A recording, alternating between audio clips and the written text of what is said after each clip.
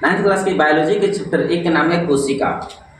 अभी कोशिका देखोगे तो जीवन की मौलिक इकाई कोशिका एनसीईआरटी के हिसाब से पाठ नंबर 5 माना जाता है और भारतीय भवन के अनुसार पाठ नंबर 1 माना जाता है।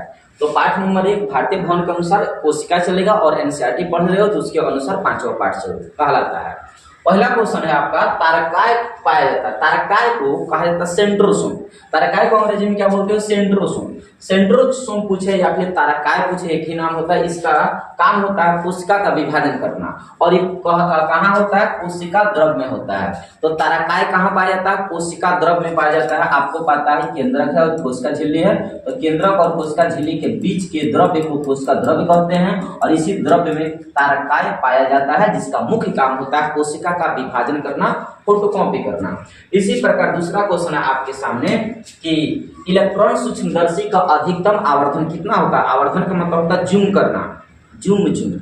तो सबसे ज्यादा जूम करने की क्षमता कितना होता है? इलेक्ट्रॉन माइक्रोस्कोप जो होता है ना, वो किसी वस्तु को 2 लाख गुना जूम करके बड़ा करके दिखा सकता है। अगर मान लो 1 सेंटीमीटर किसी वस्तु का लंबाई है तो 2 लाख गुना सेंटीमीटर करके दिखा सकता है। तो इलेक्ट्रॉन माइक्रोस्कोप का सबसे ज्यादा जूम करने की क्षमता होता है, जूम मानो तो आवर्धन करने की क्षमता सबसे ज्यादा होता है। तो कितना होता है? 2 लाख गुना ज्यादा होता है। अगला क्वेश्चन है 3 नंबर की, सेल को हिंदी में कोशिका कहते हैं। कोशिका शब्द की उत्पत्ति से संबंधित वैज्ञानिक का नाम क्या है? तो बताओगे रॉबर्ट हुक। रॉबर्ट हुक का संबंध कोशिका शब्द से जुड़ा हुआ है। रॉबर्ट हुक के द्वारा 1665 ईस्वी में कोशिका का खोज किया गया था, जो एक प्रकार की मृत कोशिका था, और जीवित कोशिका का खोज एंटोनी वान लीवनहॉक के द्वारा किया गया था 1974 ईस्वी में। ER जुड़ा रहता है, तो ER किससे जुड़ा रहता है? तो बताओगे ER का जुड़ाव तो सभी से होता है। ER कोशिका के अंदर सबसे जुड़ा रहता है, तो इसलिए लगा देना सभी से जुड़ा रहता है। निम्न में से किसका विकास सबसे पहले हुआ है? देखो कोशिका के अंदर जाओगे, कोशिका द्रव में, तो माइटोकॉन्ड्रिया का विकास सबसे पहले होता है। माइटोकॉन्ड्रिया का विकास सबसे पहले होता है, याद रखना। माइटोकॉन्ड्रिया ये कोशिका है, कोशिका के अंदर सबसे पहले किसका विकास होता है? माइटोकॉन्ड्रिया का सबसे पहले विकास होता है। इसका खोज ऑल्टमैन ने किया था। ऑल्टमैन के द्वारा माइटोकॉन्ड्रिया का खोज किया गया था और इसे हम कोशिका के पावर हाउस भी कहते हैं, ऊर्जा गृह भी कहा जाता है। तो कोशिका के पावर हाउस किसको कहते हैं? माइटोकॉन्ड्रिया को कहते हैं। अगला है कि प्लास्टिक के प्रकार कौन है? तो प्लास्टिक मान तो लौह के 3 प्रकार होता है, वर्णी लौह, अवर्णी लौह और हरित लौह। आंसर हो जाएगा सभी। तो प्लास्टिक के 3 प्रकार होता है, तीनों के नाम ऊपर है, सभी बता देना। अगला है प्रोप्लास्टिक रूपांतरित हो सकता है। तो प्रोप्लास्टिक रूपांतरित क्लोरोप्लास्ट में भी हो सकता है। रूपांतरित मतलब परिवर्तन। तो प्रोप्लास्टिक जो होता है ना, क्लोरोप्लास्ट में भी परिवर्तन किया जा सकता है, क्रोमोप्लास्ट में भी परिवर्तन किया जा सकता है, लिम्फोप्लास्ट में भी परिवर्तन किया जा सकता है। तो आंसर होगा सी, आंसर हो जाएगा डी, सब में परिवर्तन किया जा सकता है।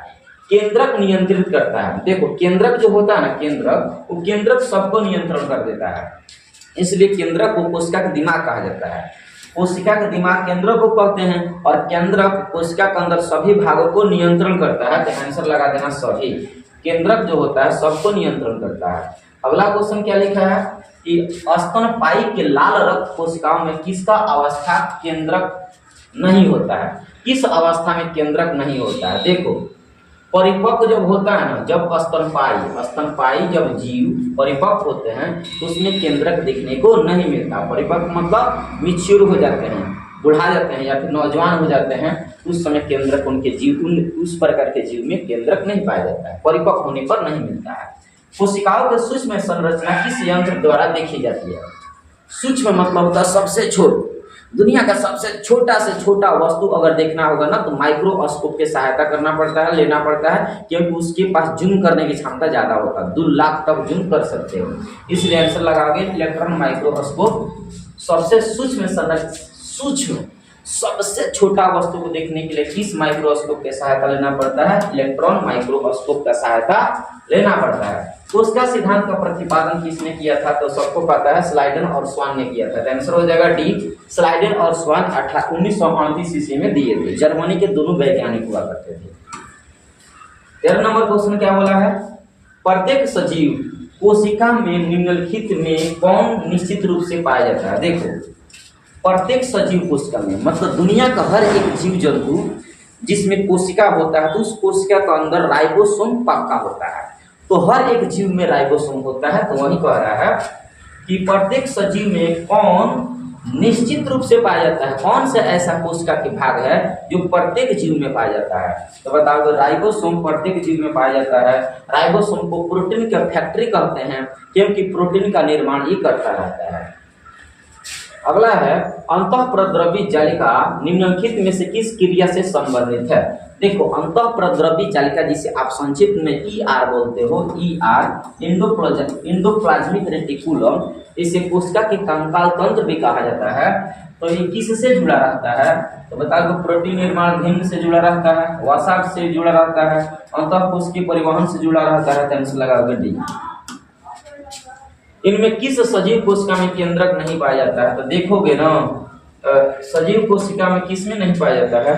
तो चालनी कोशिका में नहीं पाया जाता। चालनी कोशिका पादप कोशिका में होती है, लंबी लंबी रेशा जैसा कोशिका होता है, उसको चालनी कोशिका कहते हैं। और चालनी कोशिका में सब नहीं पाया जाता है। चालनी कोशिका में क्या नहीं पाया जाता है? तो याद रखना, केंद्रक नहीं पाया जाता है। चालनी कोशिका में केंद्रक नहीं पाया जाता है। समुद्र का जल हो समुद्री जंतुओं की तुलना में होता है। समुद्र का जल समुद्री जंतुओं की तुलना में क्या होता है? तो बताओगे, हाइपरटोनिक होता है, मतलब ज्यादा होता है। समुद्री जल समुद्री जंतु से क्या होता है? ज्यादा होता है। उसी ज्यादा को हाइपरटोनिक कहा जाता है, हाइपरटोनिक होता है। अच्छा, अगला है, किस में या किस पर वसा का संश्लेषण होता है? देखो, सिर में वसा का संश्लेषण का मतलब होता है निर्माण।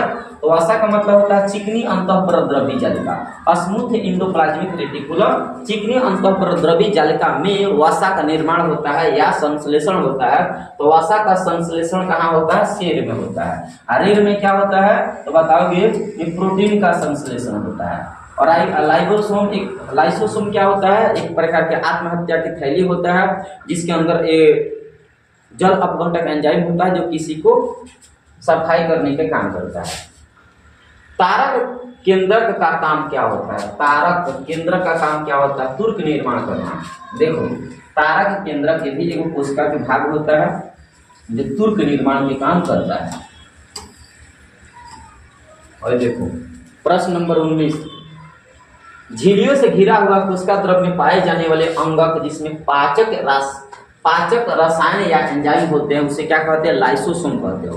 पाचक एंजाइम किसमें होता है? लाइसोसोम में। यहाँ देख लो, लाइसोसोम, यहाँ बी ऑप्शन सही हो जाएगा। पादप कोशिका की चारों तरफ से पाई जाने वाली झिल्ली, क्या बोला? पादप मतलब पेड़ पौधा। तो पेड़ पौधा के किनारे किनारे या चारों ओर पाई जाने वाली झिल्ली को क्या कहते हो? तो कोशिका भित्ति कहते हो। पादप कोशिका के चारों ओर क्या पाया जाता है? कोशिका भित्ति होता है। पादप कोशिका के चारों ओर क्या होता है? कोशिका भित्ति। पादप और जंतु कोशिका में मुख्य अंतर क्या होता है? पोषण संबंधी अंतर होता है। पोषण मतलब खाने पीने में अंतर ज्यादा देखा जाता है। निम्न में से किस कोशिका में आकृति निश्चित नहीं होती है? देखो, अमीबा जो कोशिका होता है ना, अमीबा जो जल में पाया जाता है, एक कोशिकीय जीव होता है। इसका आकार अनिश्चित होता है। इसका आकार ऐसे बनता बिगड़ता रहता है। इसका आकार अनिश्चित होता है। तो किस प्रकार की कोशिका का आकार अनिश्चित होता है? तो क्या बताओगे? अमीबा कोशिका का जो आकार होता है ना, बहुत ही अनिश्चित होता है। किसी भी अवस्था में वो ढाला जा सकता है। सबसे लंबी कोशिका कौन होती है? तो तंत्रिका तंत्र। इसे तंत्रिका कोशिका भी कह सकते हैं, न्यूरॉन सेल भी कह सकते हो। तो सबसे जो लंबा कोशिका जो होता है ना, तंत्रिका होता है। सबसे बड़ा अंडाणु होता है, सबसे छोटा शुक्राणु होता है। तो तीनों बात याद करो, सबसे लंबा तंत्रिका, सबसे बड़ा अंडाणु, सबसे छोटा शुक्राणु। चलो आगे बढ़ो। इसके बाद निम्न में से कौन से शेष तीन से मेल नहीं खाता है? देखो इसमें जो चार को ऑप्शन देख रहे हैं ना, तो चार में से तीन को एक जैसा है और एगो अलग है, तो जो अलग है वो मेल नहीं खाता है, तो उसी को चुन लेना है। तो ये बताओ ER, गाल्जी कार्ड और लाइसोसोम, ये तीनों का तीनों किस में पाया जाता है? ये जंतु कोशिका में पाया जाता है। ये तीनों तो मेल खाता है, लेकिन प्लास्टिड बाबू लौक को कहते हैं पेड़ पौधा में पाया जाता है। इसका मतलब पेड़ पौधा वाला मेल नहीं खाता है। आंसर हो जाएगा सी होगा। प्रोकैरियोटिक कोशिका नहीं होता। देखो 40S राइबोसोम केंद्रिका और केंद्रक इस सभी प्रोकैरियोटिक कोशिका में नहीं पाया जाता, तो आंसर हो जाएगा डी। प्रोकैरियोटिक कोशिका में तीनों के तीनों दिखाई नहीं देता है, क्योंकि ये सब जीवाणु विषाणु में पाए जाने वाले होते हैं। प्रोकैरियोटिक कोशिका बहुत छोटे आकार वाले कोशिका को कहते हैं जो जीवाणु विषाणु में पाए जाते हैं, तो आंसर होगा डी, जो प्रोकैरियोटिक कोशिका में तीनों देखने को नहीं मिलता है। कोशिका झिल्ली में नहीं पाए जाते हैं। देखो इसमें कोशिका झिल्ली में क्या नहीं पाया जाता? क्रिस्टी कोशिका झिल्ली में नहीं होता है, ये माइटोकॉन्ड्रिया में होता है। माइटोकॉन्ड्रिया के आंतरिक दीवार को क्रिस्टी कहते हैं। तो कोशिका झिल्ली में क्या नहीं होता है? क्रिस्टी। तो ये क्रिस्टी कहाँ होता है? माइटोकॉन्ड्रिया में होता है। अगला है कि कोशिका झिल्ली पाए जाते हैं। कोशिका झिल्ली कहाँ पाए जाते हैं तो बताओगे? फ्लैजिला में पाया जाता है, डेस्मोसोम में भी पाया जाता है, पुनरुज्जीवन में भी पाया जाता है। मतलब कोशिका झिल्ली तीनों में पाया जाता है। अलग अलग जीव जंतु होते हैं ना, तो अलग अलग जीवों में कोशिका झिल्ली पाया जाता है, तो तीनों प्रकार के कोशिकाओं में पाया जाता है। निम्न में से कौन सा गुण प्लाज्मा झिल्ली में पाया जाता है? अब देखो प्लाज्मा झिल्ली में कौन पाया जाता है, तो हम आपको बता दें चयनित अर्धपारगम्य झिल्ली पाया जाता है। प्लाज्मा झिल्ली को कोशिका झिल्ली भी कहते हो। आप कोशिका झिल्ली को चयनात्मक पारगम्य या अर्धपारगम्य झिल्ली बोलते हो, इसलिए आंसर लगा देना सी। अगला देखो माइटोकॉन्ड्रिया की आंतरिक झिल्ली मुड़कर कैसे रचना का निर्माण करती है? तो क्रिस्टी जैसा। आंतरिक माइटोकॉन्ड्रिया का आंतरिक जो दीवार होता है ना, कैसे रचना का निर्माण करती है? क्रिस्टी जैसा। उसके आंतरिक दीवार को क्रिस्टी भी हालांकि वही कहते हैं। इनमें से कौन आत्महत्या की थैली कहलाता है? तो लाइसोसोम को आत्महत्या की थैली या एटम बम के नाम से जाना जाता है। इनमें से किसमें डीएनए पाया जाता है? इनमें से किसमें डीएनए पाया जाता है? तो बताओगे डीएनए केंद्रक में, माइटोकॉन्ड्रिया में, क्लोरोप्लास्ट में। आंसर हो जाएगा डी, सब में पाया जाता है। अगला है कि इनमें से किसमें गुणसूत्र का निर्माण होता है? तो गुणसूत्र का निर्माण देखोगे डीएनए और प्रोटीन में होता है गुणसूत्र का निर्माण, ठीक ना। आइए मनुष्य में कितना गुणसूत्र होता है एक बार कमेंट करके बताओ तो, एक मनुष्य में कितना गुणसूत्र होता है? अगला क्वेश्चन है बहुत बढ़िया, किसकी उत्पत्ति सबसे बाद में होती है? देखो सबसे बाद में किसका उत्पत्ति होता है? तो आंसर लगाओगे कोशिका झिल्ली की उत्पत्ति सबसे बाद में होता है। सबसे पहले तब किसका होता है? माइटोकॉन्ड्रिया। याद रखना कोशिका में सबसे पहले माइटोकॉन्ड्रिया की उत्पत्ति होती है और सबसे बाद में केंद्रक झिल्ली का निर्माण होती है, मतलब अंदरवा केंद्रक झिल्ली का। तो केंद्रक झिल्ली का निर्माण सबसे बाद में, और सबसे पहले किसका निर्माण होता है? माइटोकॉन्ड्रिया का निर्माण होता है। बुझा? किसकी उत्पत्ति सबसे पहले हुई है? अब देखो कोशिका में के अंदर पूछे तब ना माइटोकॉन्ड्रिया बताओगे। अगर कोशिका ही कहा जाए विश्व में सबसे पहले कौन कोशिका आया? तो वायरस आया। वायरस मान तो विषाणु। विश्व में सबसे पहले कौन कोशिका का उत्पत्ति हुआ था, निर्माण हुआ था? विषाणु कोशिका का निर्माण हुआ था, उसी को अंग्रेजी में वायरस कहा जाता है। मनुष्य के गैमिट्स या शुक्राणु या अंडाणु में कितने गुणसूत्र होते हैं? 23 जोड़ा। मनुष्य के कोनो भी अंग होगा ना उसमें 23 जोड़ा गुणसूत्र पाया जाता है। 22 जोड़ा 23 जोड़ा। मनुष्य के शुक्राणु या अंडाणु में कितना गुणसूत्र होता है? 22 23 22 23, तो 23 जोड़ा होता है। कितना? 23 जोड़ा।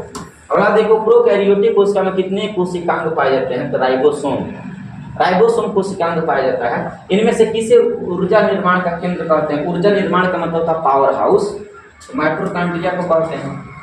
अगला क्वेश्चन है कि इनमें से कौन प्रोटीन निर्माण का केंद्र है? प्रोटीन निर्माण का मतलब होता है जहाँ प्रोटीन का निर्माण होता है। तो किसमें प्रोटीन निर्माण होता है? तो बताओगे राइबोसोम में प्रोटीन का निर्माण हो जाता है। अगला है माइटोकॉन्ड्रिया को बायोप्लास्ट के रूप में किसने चर्चा की थी?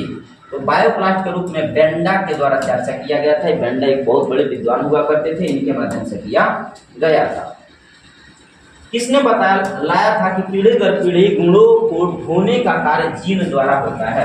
तो जीन का खोज किसने किया था? जोहान्सबर्ग। और जोहान्सबर्ग के द्वारा सबसे पहले बताया गया था कि पीढ़ी दर पीढ़ी गुणों का संचरण या कार्य जीन द्वारा होता है। हालांकि आनुवंशिकता का सिद्धांत ग्रेगर जॉन मेंडल ने दिया था, तो आनुवंशिकता पूछा जाता तो आंसर मेंडल साहब होता, लेकिन यहाँ कौन होगा? जोहान्सबर्ग। बहुकोशिकीय नहीं है, इन्हें बताओ कौन बहुकोशिकीय नहीं है? बहुकोशिकीय का मतलब होता है ऐसा जीव जिसमें कोशिका बहुत ज्यादा हो, उसको बहुकोशिकीय जीव कहते हैं। और ऐसा जीव जिसमें कोशिका एक ही हो, उसे हम एक कोशिकीय जीव कहते हैं। और तीनों के तीनों ना एक कोशिकीय जीव है। आंसर हो जाएगा डी, ये तीनों के तीनों बहुकोशिकीय जीव नहीं है। मतलब तो कौन जीव है? एक कोशिकीय है। इनमें कौन चयनात्मक पारगम्य झिल्ली के नाम से जाना जाता है? तो कोशिका झिल्ली को चयनात्मक पारगम्य झिल्ली किसको कहते हैं? कोशिका झिल्ली को कहते हैं। निम्न में से कौन कोशिकांग में किसे आत्महत्या की थैली कहते हैं? लाइसोसोम को आत्महत्या की थैली कहा जाता है। पौधों में गैसों का आदान प्रदान किसके द्वारा होता है? तो बताओगे विसरण द्वारा। जो पेड़ पौधा होता है ना, पेड़ पौधा था, पेड़ पौधा में गैस का आदान प्रदान किसके द्वारा होता है? विसरण के द्वारा होता है। विसरण एक ऐसी प्रक्रिया होता है जिसमें पेड़ पौधा के पत्ता के छिद्र के माध्यम से, रंध्र के माध्यम से गैस आदान प्रदान होता है। तो कौन प्रक्रिया कहलाता है? विसरण प्रक्रिया द्वारा होता है, विसरण प्रक्रिया। जब किसी जीवित कोशिका को अति पराशरीर विलयन में डाला जाता है तो क्या होता है? तो कोशिका संकुचित हो जाती है, मतलब सिकुड़ जाती है। पौधों के मूल द्वारा जल का अवशोषण किस क्रिया द्वारा होता है? परासरण। देखो, गैसों का आदान प्रदान विसरण क्रिया द्वारा होता है, और जल का अवशोषण पेड़ पौधा में जल को अवशोषण किसके द्वारा किया जाता है? परासरण के द्वारा, परासरण के द्वारा। कोशिका द्रव में पाए जाने वाले अनियमित नलिकाओं के जाल को क्या कहते हैं? तो बताओगे अनियमित कोशिकाओं के जाल को क्या कहते हैं? अंतःप्रद्रवी जालिका। अनियमित नलिकाओं के जाल को क्या कहते हैं? अंतःप्रद्रवी जालिका कहते हैं। इसी को ईआरडी कहा जाता है। रंगीन प्लास्टिक को क्या कहते हैं? रंगीन को ना क्रोमोप्लास्ट कहते हैं। क्या कहते हैं? क्रोमोप्लास्ट। अगला है केंद्रक में पाए जाने वाले गाढ़े द्रव को क्या कहते हैं? तो केंद्रक के अंदर जो गाढ़ा जो द्रव होता है ना, उसे हम कहते हैं केंद्रक द्रव। क्या कहते हैं? केंद्रक द्रव के नाम से जानते हैं। किस प्रकार की कोशिका में बड़ी रसधानी पाई जाती है? तो पादप जो कोशिका होता है ना, पादप कोशिका, तो पादप कोशिका में सबसे बड़का रसधानी होती है, जो पानी को सूख कर रखती है, इमरजेंसी में उस पानी का इस्तेमाल पुनः किया जा सके। जीन किसके बने होते हैं? तो बताओ, डीएनए के खंड से जीन बने होते हैं। मतलब डीएनए के एगो खंड को क्या कहते हो? जीन कहते हो। कोशिका की वृद्धि किसके द्वारा नियंत्रित की जाती है? तो कोशिका की वृद्धि केंद्रक के द्वारा नियंत्रण किया जाता है कि कोशिका कहाँ तक बढ़ेगा, कहाँ तक विभाजन करेगा, ये सब नियंत्रण कौन करता है? केंद्रक। इसलिए केंद्रक को ही दिमाग कहा जाता है। तो कोशिका का दिमाग केंद्रक को कहते हैं। कोशिका भित्ति होती है, तो बताओगे कोशिका भित्ति ना पारगम्य होती है, और कोशिका झिल्ली अर्ध पारगम्य चयनात्मक भी होती है। और कोशिका भित्ति केवल पारगम्य होता है, केवल पारगम्य, और कोशिका झिल्ली चयनात्मक पारगम्य होता है, उसे अर्ध पारगम्य भी कहते हो। और कोशिका भित्ति को केवल पारगम्य कहा जाता है। कोशिका में राइबोसोम की उपस्थिति अनुपस्थिति में, अनुपस्थिति का मतलब राइबोसोम नहीं है, तो कौन सा कार्य संपादित नहीं होगा? देखो, जामना कोशिका में राइबोसोम की अनुपस्थिति हो, मतलब राइबोसोम न हो, तो उसमें प्रोटीन का संश्लेषण नहीं होगा। उसमें क्या नहीं होगा? प्रोटीन का निर्माण नहीं होगा, क्योंकि जब राइबोसोम है नहीं है तो प्रोटीन बनाएगा कौन? तो जामना कोशिका में राइबोसोम अनुपस्थित रहता है, तो उसमें प्रोटीन संश्लेषण नहीं होता है। क्या नहीं होता है? प्रोटीन का निर्माण नहीं होता है। जंतु कोशिका में सबसे बाहरी घेरे को क्या कहते हो? जंतु कोशिका मतलब हम लोग की कोशिका के सबसे बाहरी घेरे को कोशिका झिल्ली कहा जाता है। और पेड़ पौधा के मतलब पादप कोशिका के बाहरी घेरे को क्या कहते हैं? कोशिका भित्ति। और जंतु कोशिका के बाहरी घेरे को क्या कहते हैं? कोशिका झिल्ली। दोनों याद रखना। वैसे जीवों को जिनमें केंद्रक झिल्ली नहीं पाई जाती है उसे क्या कहते हो? जामना जीव में केंद्रक झिल्ली नहीं पाई जाती है उसे कहा जाता है प्रोकैरियोटिक कोशिका। उसे क्या कहते हो? प्रोकैरियोटिक कोशिका। जामना कोशिका में केंद्रक नहीं पाया जाता उसे क्या कहते हो? प्रोकैरियोटिक कोशिका। ये रहा आपका 56 प्रश्न। ये 56 के 56 एकदम बढ़िया से याद कर लो, और परीक्षा में क्वेश्चन आए तो एक भी क्वेश्चन छूटने न पाए। ओके।